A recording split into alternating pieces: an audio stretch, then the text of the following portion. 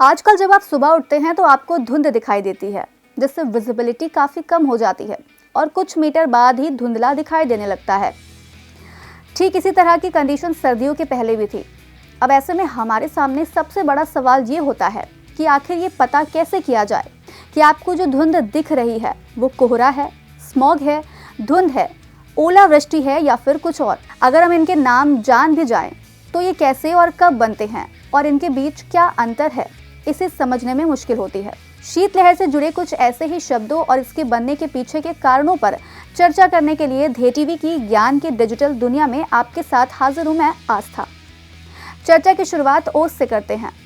दरअसल सर्दियों में जमीन का तापमान इतना कम हो जाता है कि उसके संपर्क में आने वाली वायु का तापमान ओसांक पॉइंट से नीचे चला जाता है, जिससे हवा में मौजूद जल वाष्प संघनित होकर तरल पदार्थ में बदल जाते हैं और पेड़ों की पत्तियों या फिर अन्य सतहों पर गिर जाता है। इन्हीं गिरी हुई छोटी छोटी बूंदों को ओस कहा जाता है। सर्दियों के सीजन में थोड़ा और आगे बढ़े तो कोहरे का नंबर आता है। जैसे कि हम सभी जानते हैं कि पानी गर्म होने पर भाप बनता है।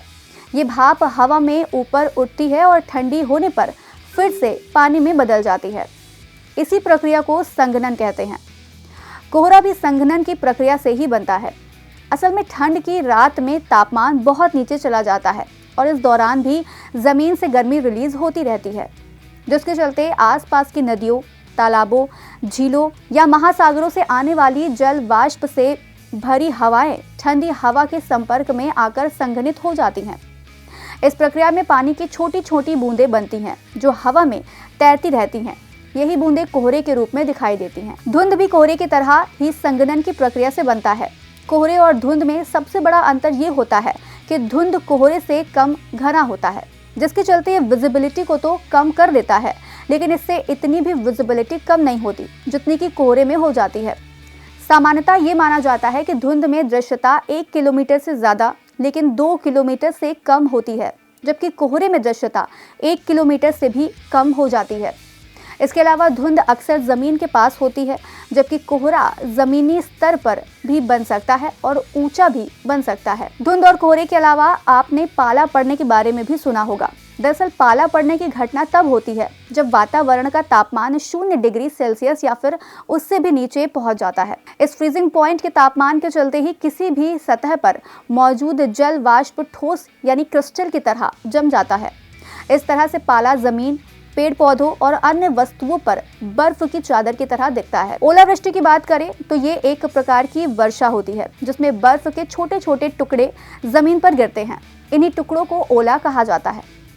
ओले का आकार कुछ मिलीमीटर से लेकर कई सेंटीमीटर तक हो सकता है। दरअसल जब गर्म हवा ठंडी हवा के संपर्क में आती है तो गर्म हवा में मौजूद जल वाष्प ठंडी हवा में संघनित होकर बर्फ के छोटे छोटे कणों का निर्माण करते हैं। ये कण हवा में तैरते रहते हैं। एक समय के बाद इनका आकार काफी बढ़ जाता है। तब ये पृथ्वी के गुरुत्वाकर्षण के कारण नीचे गिरने लगते हैं। ओलावृष्टि फसलों और संपत्तियों को काफी नुकसान पहुंचाती है। चलते चलते बात कर लेते हैं स्मॉग की। स्मॉग दरअसल एक प्रकार का वायु प्रदूषण है जो धुएं और कोहरे के मिश्रण से बनता है। आमतौर पर शहरी क्षेत्रों में वाहनों और उद्योगों से निकलने वाला धुआं और प्रदूषक हवा में मौजूद नमी के साथ मिलकर स्मॉग का निर्माण करते हैं। इसमें भी टाइप 1 स्मॉग वह होता है जो सल्फर डाइऑक्साइड और नाइट्रोजन ऑक्साइड जैसे प्रदूषकों के कारण बनता है। ये स्मॉग आमतौर पर ठंडी और आर्द्र जलवायु में देखा जाता है, जबकि type 2 smog ozone, nitrogen dioxide और हाइड्रोकार्बन जैसे प्रदूषकों के कारण बनता है। ये स्मॉग आमतौर पर गर्म और शुष्क जलवायु में देखा जाता है।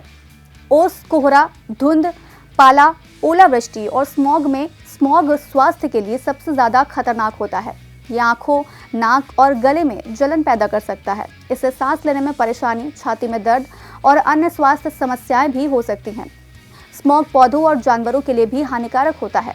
ये फसलों को नुकसान पहुंचा सकता है और जानवरों के स्वास्थ्य को प्रभावित कर सकता है। दिमाग के एक्सरसाइज के लिए छोड़ जाते हैं एक सवाल, जिसका जवाब हमें कमेंट बॉक्स में ज़रूर बताइएगा। संघनन से और कौन कौन सी मौसमी घटनाएं होती हैं? आज कार्यक्रम में इतना ही। हम फिर मिलेंगे कुछ नई जानकारी के साथ। तब तक के लिए मुझे दीजिए इजाजत। नमस्कार।